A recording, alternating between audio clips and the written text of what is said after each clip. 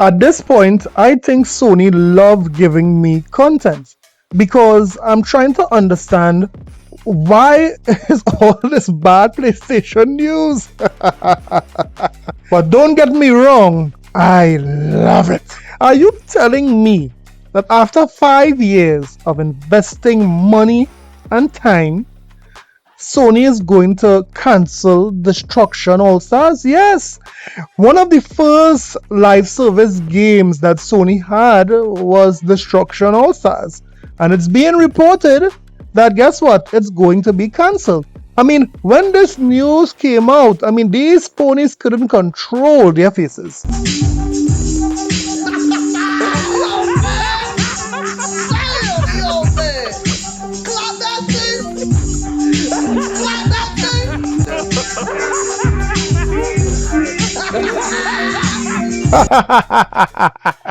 I think it's safe to say that Sony's experiment with games as a service has failed.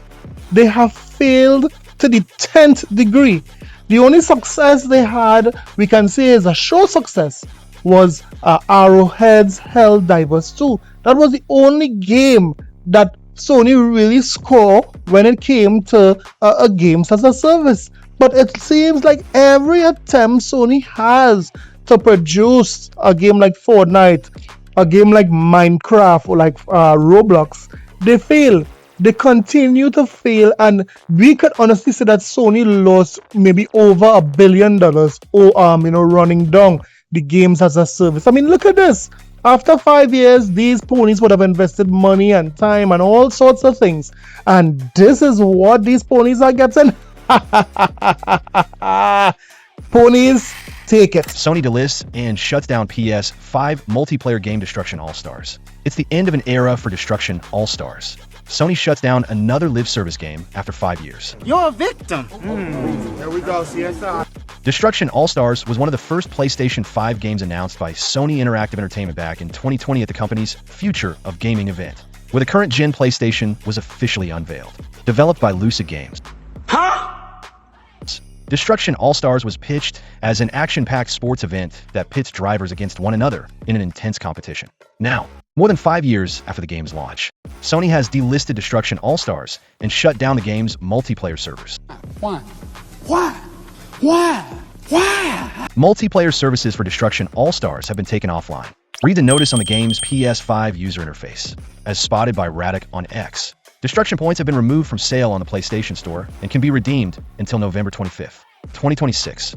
Arcade mode remains accessible for returning players. Destruction All-Stars was originally intended to be a PS5 launch title and was originally priced at $69.99. Damn. I'm sorry.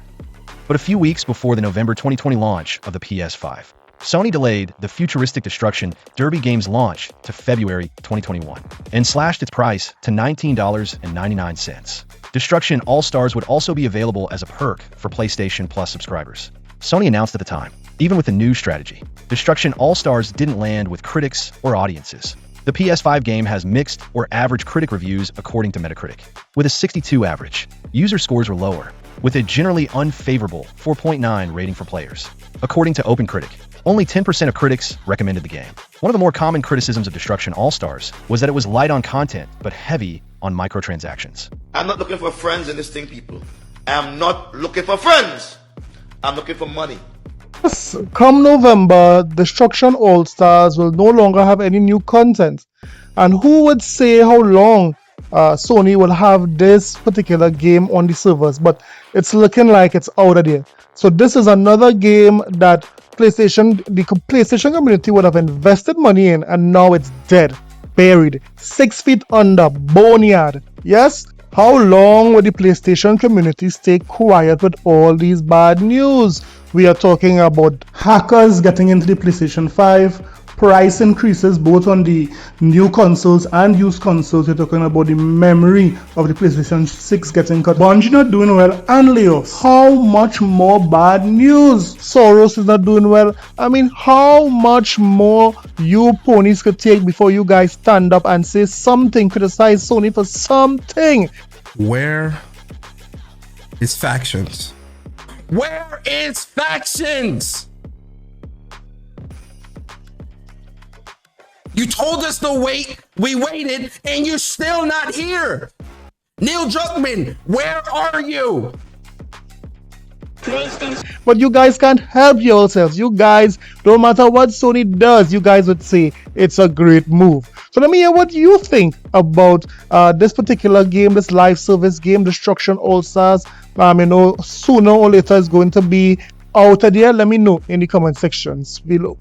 Talking about Saros, we know that Saros would have sold just about 300k, right? But we are still waiting for the actual number. From Sony, we normally know that if a game tends to do excellent for Sony, they would have sent out a tweet boasting to everyone that this game sold 3 million, 4 million, 5 million, what have you, even 2 million, right? But because none of this was done, everyone is speculating that Saros did terribly. Well, it just so happened that another game came out recently, and some persons in the PlayStation community would call this particular game a Tinky Winky game. Yes, this game is sweet. This game have diabetes. This is what the ponies would say. But notice what this game did when it came out. Look at this. The game is Lego Batman Legacy of the Dark Knight, and we are seeing how many copies sold. We are seeing 1.2 million copies sold.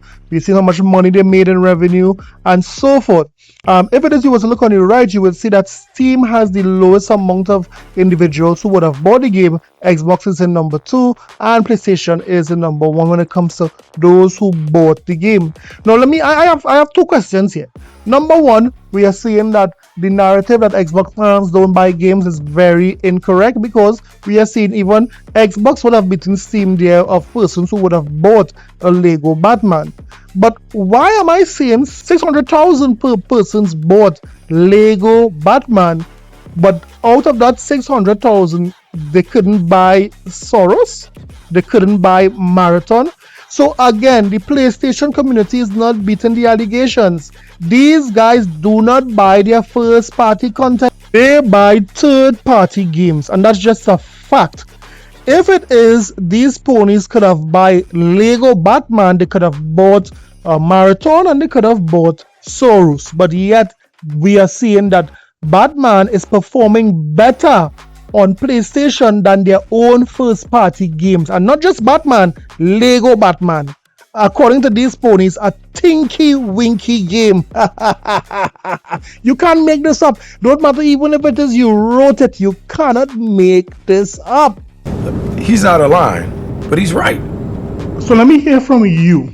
Are you shocked that the PlayStation community bought Lego Batman more than they bought Saros? Are you shocked by this? Because I'll tell you something, I wasn't. Let me know what are your thoughts in the comment sections below.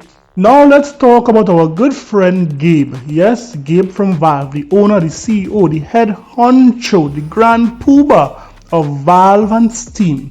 You see, at this moment, Gabe have to sleep with his eyes open because his fans are coming for him. Papa. Hey.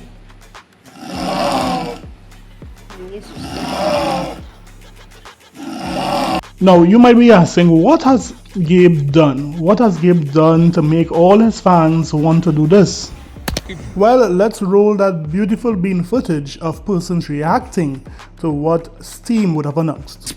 This hobby unaffordable. Valve raises Steam Deck prices. Are we cooked? I'm hearing some gamers are picking up a new hobby.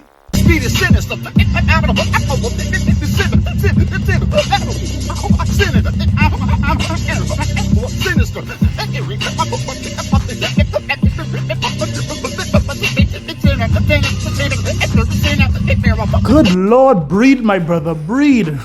We are now getting into this hobby. Valve has raised the Steam Deck prices in the US, the 1 terabyte OLED model, going up from $649 to $949.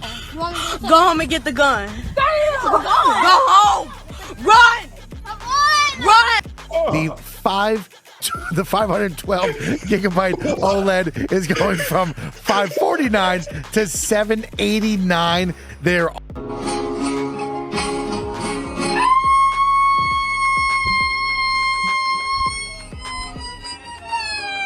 They're all still out of stock on the Steam store right now. Yes, I'm holding on this for dear life because, my God, these prices, I just got to be honest. I'm damn near speechless. What the hell is the Steam machine going to be? What is the frame going to be? What the hell is Project Helix in the PS6 going to be? Oh, this is ridiculous. And I get everything in the world, RAM prices, the Strait of Hormuz, all this nonsense is going on in the world. Keep what you got. If you got a Steam Deck now, you better pray it don't break. Look, the console wars are over. Put the games everywhere because can't nobody afford to buy all this stuff anymore. Just put them everywhere. Valve jacks up Steam Deck prices by as much as $300. This does not bode well for the price of the Steam machine. By Chris Holt, May 27th, 2026, 2:04 p.m. Eastern Standard Time. Valve has increased the prices of the Steam Deck due to rising memory and storage costs. The numbers are not pretty at all. The 512 gigabytes OLED model has jumped up from $549 to $789. That's an increase of $240, as Wario64 noted. If you've been interested in getting a 1 terabyte OLED, I hope you bought one recently, because that model will now run you a whopping $949. That version of the device previously cost $649, so that's an increase of $300 American dollars, almost 50%. Steam Deck itself hasn't changed. These new prices reflect the current state of component costs and other global logistical challenges across the industry as a whole, Valve said in an announcement. We'll keep you updated if anything changes. Those are shocking price increases. You can largely pin the blame on AI companies driving up the prices of components as they scramble to build data centers as quickly as possible. Sony and Nintendo also announced price increases for the PS5 and Switch 2 recently. Lenovo has been bumping up the prices of its handheld devices too. The RAM crisis has impacted the Steam Deck in other ways as it has contributed to shortages of the portable PC. However, the system is back in stock. If you're looking to pick up a Steam Deck anytime soon, your best bet might be a refurbished model from Valve. The prices of discontinued models with LCD displays haven't changed. You can pick up a refurbished one with 512 gigabytes of storage for $359, a relative bargain. There's a way to upgrade the LCD panel to an OLED display. Yes, prices are going up high. Yes, higher than even a redwood tree. But the question is, where is the industry going? How the prices will go down? One thing I know that right now gaming is getting very expensive. Now, it will take the powers that be to see how best they can reduce prices, but I mean, I'm not going to hold my breath for that. In the meantime, guys, if it is you want to enjoy an Xbox Helix or any new console, I would suggest you save. I would suggest trading in, because that's the only bet. Some individuals would have to get some of these new consoles. To believe, I never thought a time would have come where we are considering now, investing our money in refurbished consoles. Crazy. Valve, I don't know what you guys are doing, but I know no matter what, Gabe, he don't care. Gabe don't care. Gabe doesn't care. But let me hear what you think. Where do you think the industry is going?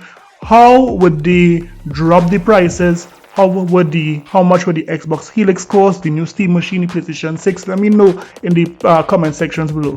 In the meantime, guys, don't forget to like and subscribe for more videos. I'll see you guys in the next one. Later.